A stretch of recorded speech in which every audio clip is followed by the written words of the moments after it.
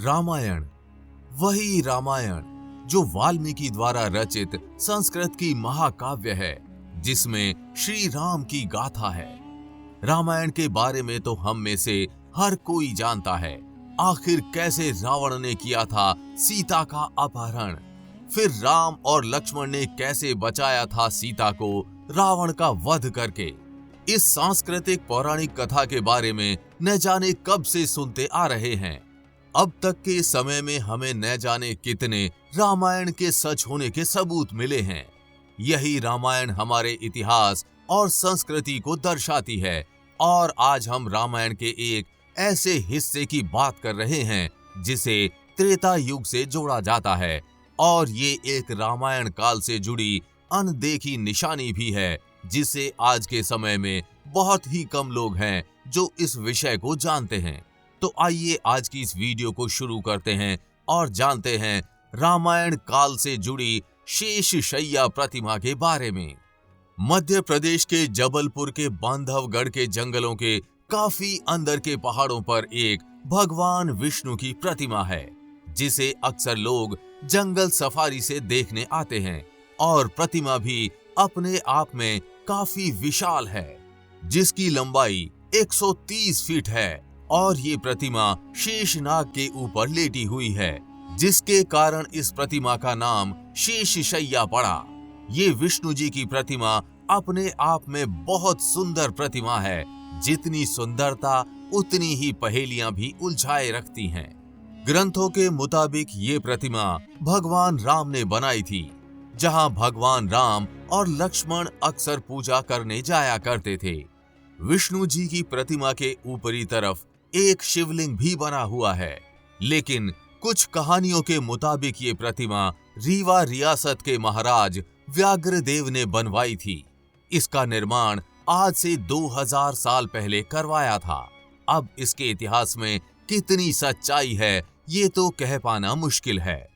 वैसे और भी कुछ किस्से कहानियों के मुताबिक इस पूरे जंगल में 12 प्रतिमाएं हैं, जिसमें से सिर्फ अभी 2 ही प्रतिमा मिली हैं। भगवान विष्णु की शेषशय्या प्रतिमा और भगवान शिव का शिवलिंग है और इसी पहाड़ी की चोटी के सबसे ऊपर एक किला है। पौराणिक कथाओं के अनुसार जिसे भगवान राम ने बनाया था और इसकी सुरक्षा की डोर भगवान राम ने अपने प्रिय भाई लक्ष्मण को दी थी। और दूसरी तरफ कुछ किताबों का ये मानना है कि ये किला भी रीवा रियासत के महाराज व्याघ्रदेव ने ही बनवाया था। इसका निर्माण आज से 2000 साल पहले ही विष्णु जी की प्रतिमा के साथ ही बनवाया था। आज के समय में उस किले तक पहुंचना किसी के लिए संभव नहीं है और न ही किसी को वहां जाने की अनुमति है, क्योंकि उस किले की रक्षा जंगलों में रहने वाले बाघ करते हैं। साथ ही जंगल का पूरा हिस्सा टाइगर रिजर्व कोर में आता है और जहां तक विष्णु जी की प्रतिमा के दर्शन की बात आती है, वो तो बस जंगल सफारी से ही मुमकिन है। अगर पौराणिक कथाओं को पढ़ें तो ये जंगल पहले अपने आप में एक बहुत बड़ी राजधानी हुआ करती थी, जो अपने अंदर कई गांव को रखती थी। भगवान राम के साथ साथ गांव के लोग भी इन प्रतिमाओं की पूजा किया करते थे और विष्णु जी की प्रतिमा के चरणों से चरण गंगा नदी का उद्गम भी होता है। इसे चरण गंगा इसलिए भी कहा जाता है क्योंकि ये नदी विष्णु जी की प्रतिमा के चरण के पास से बहती है और जो पहले वो नदी आगे चलकर एक गंगा का रूप ले लेती थी, जो आज के समय में जंगल में रहने वाले पशु पक्षियों व अन्य जानवरों की प्यास बुझाने का काम करती हैं। यहाँ के अब तक खोजे हुए कुंड में कभी पानी खत्म नहीं होता। हर मौसम में इनमें लबालब पानी भरा रहता है।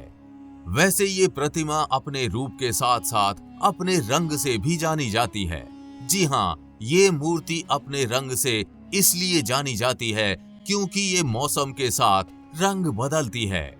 शेषशय्या पर विराजमान भगवान विष्णु की प्रतिमा बारिश में हरियाली में डूबी नजर आती है, तो सर्दियों में ये प्रतिमा आकाशीय नीला रंग ले लेती है, जबकि गर्मी में ये प्रतिमा लाल रंग धारण कर लेती है।